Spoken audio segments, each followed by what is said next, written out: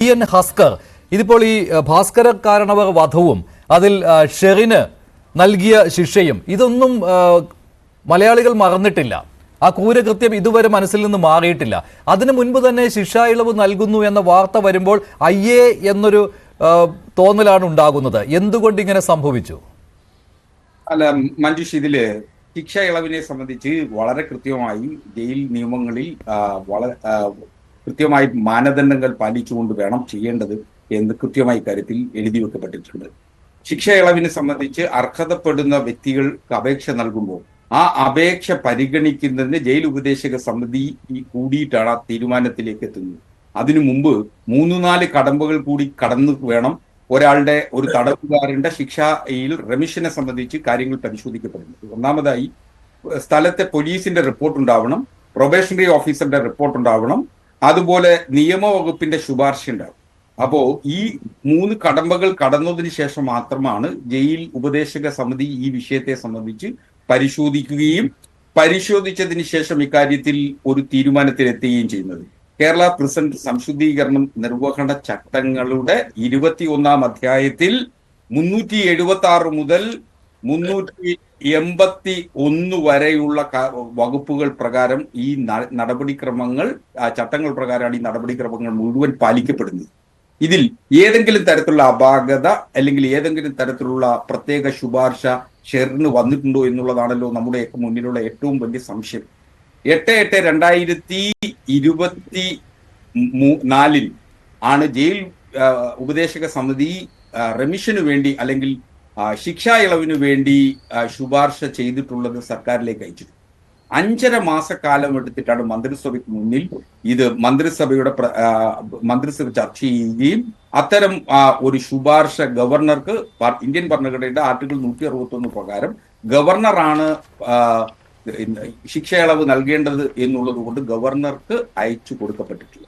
ഇതാണ് നിയമപരമായിട്ടുള്ള പ്രശ്നം. ശരി, അപ്പൊ അങ്ങനെ ചെയ്തപ്പോൾ ഇനി ഗവർണറാണ് തീരുമാനം എടുക്കേണ്ടത്. പക്ഷേ അതുവരെ ഈ ഷെറിനെ സഹായിക്കുവാൻ ആർക്കെങ്കിലും ആഗ്രഹം ഉണ്ടായിരുന്നുവെങ്കിൽ ആ കാര്യങ്ങളെല്ലാം നിർവഹിച്ചു കഴിഞ്ഞു. ഗവർണറുടെ കാര്യത്തിൽ പറ്റില്ല, ഗവർണർ തീരുമാനം എടുക്കുന്നു. ഇന്ന് രമേശ് ചെന്നിത്തല ഒരു കത്തും നൽകിയിട്ടുണ്ട്. മന്ത്രിസഭയുടെ തീരുമാനം അംഗീകരിക്കരുത്, അതിൽ ചിലരുടെ താല്പര്യം ഉണ്ടായിട്ടുണ്ട്.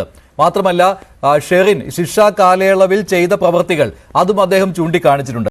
എന്റെ സംശയം എന്ന് പറയുന്നത് ഈ മാനദണ്ഡം കൃത്യമായി പാലിക്കുന്നതാണല്ലോ. ഈ മാനദണ്ഡം പാലിച്ചു പോലും, അതായത് മാനദണ്ഡം നിലനിൽക്കെ തന്നെ ആ മാനദണ്ഡം അംഗീകരിക്കാവുന്ന കേസുകളിൽ പോലും അപേക്ഷകളിൽ പോലും തീരുമാനമെടുക്കുന്നില്ല എന്നുള്ളൊരു വിമർശനം നേരത്തെ മുതൽ അതിപ്പോഴും ഉള്ളതാണ്. അതായത് 20 വർഷത്തിലേറെ ശിക്ഷാ കാലയളവ് പൂർത്തിയാക്കിയ സ്ത്രീകൾ പോലും ജയിലുകളിലുണ്ട്.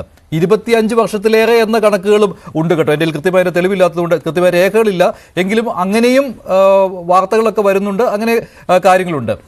പക്ഷെ അവർക്ക് പോലും കിട്ടാത്ത, അവരും അപേക്ഷിച്ചിട്ടുണ്ടാവുമല്ലോ, അവർക്ക് പോലും കിട്ടാത്ത ഒരു പരിഗണന കൃത്യം 14 വർഷം പൂർത്തിയാകുമ്പോൾ 2024 ജൂണിലാണ് ഈ 14 വർഷം പൂർത്തിയാകുന്നത് തടവിൻ്റെ.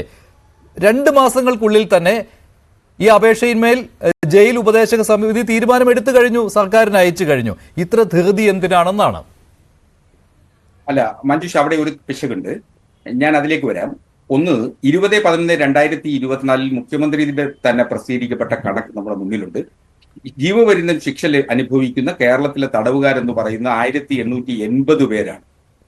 14 മുതൽ 20 കൊല്ലം വരെ ശിക്ഷ അനുഭവിച്ചിരിക്കുന്നത് 262 തടവുകാരും 20 വർഷത്തിന് മുകളിൽ ശിക്ഷ അനുഭവിച്ചിട്ടുള്ള 117 തടവുകാരുമാണ് ഇന്ന് കേരളത്തിലെ വിവിധ ജയിലുകളിൽ കഴിഞ്ഞു വരുന്നത്. അപ്പൊ സ്വാഭാവികമായും എന്തുകൊണ്ട് 20 വർഷത്തിന് മുകളിൽ കഴിയുന്ന 117 പേരുടെ തടവുകാരുടെ ഇത് സംബന്ധിച്ച് അവർക്ക് ശിക്ഷാ ഇളവിനെ സംബന്ധിച്ച് എന്തുകൊണ്ട് പരിഗണിച്ചില്ല എന്നൊരു ചോദ്യം. ഞാൻ അത് വരുന്നതിന് മുമ്പ് ഒരു കാര്യം കൂടി പറയാൻ ആഗ്രഹിക്കുന്നു.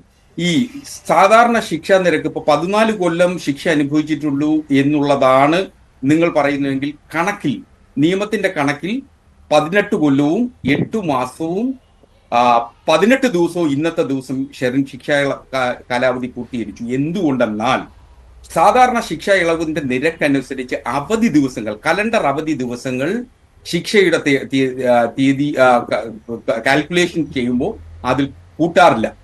അവധി ദിവസങ്ങളെ ഒഴിവാക്കിക്കൊണ്ടാണ് സാധാരണ, അതായത് ഉദാഹരണത്തിന് 365 ദിവസം നമുക്ക് തീയതിയുണ്ട്, അതിൽ 60 ദിവസം അവധികളാണെങ്കിൽ ആ 60 ദിവസം കൂടി 365 ദിവസത്തിൽ കുറയ്ക്കപ്പെടും. അപ്പൊ അതാണ് ഒരു വർഷത്തെ ശിക്ഷ എന്ന് പറയുമ്പോൾ സ്വാഭാവികമായും 300 ദിവസമോ 310 ദിവസമോ ശിക്ഷ അനുഭവിച്ചു കഴിഞ്ഞാൽ അത് 1 കൊല്ലം ശിക്ഷ അനുഭവിച്ചതായി നിയമപരമായി കണക്ക് കൂട്ടും.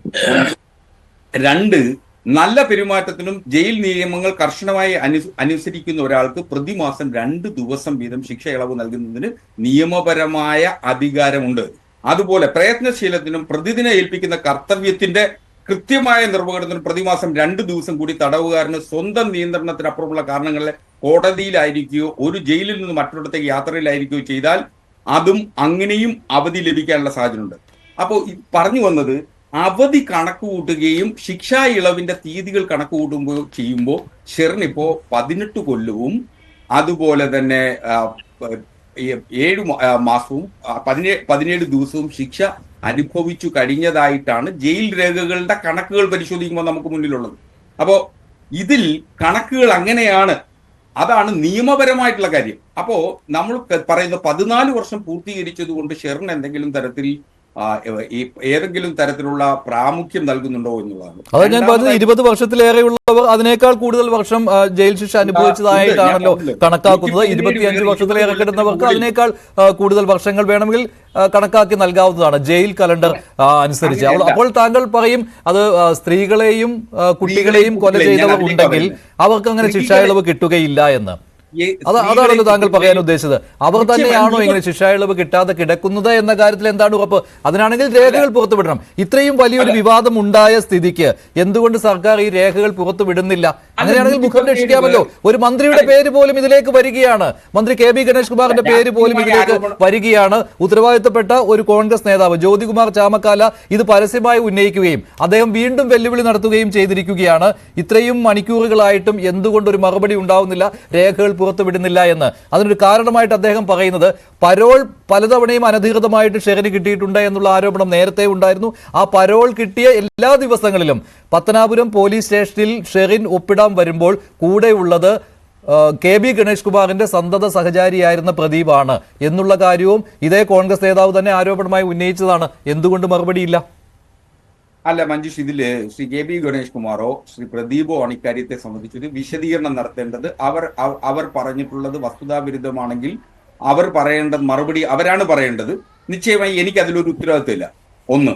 രണ്ട്, ഞാൻ പറയുന്നത് നിയമപരമായിട്ടുള്ള കാര്യങ്ങളും അത് സർക്കാരിന്റെ ഒരു ഉത്തരവാദിത്തമായി മാറുകയാണ് കേട്ടോ. ഈ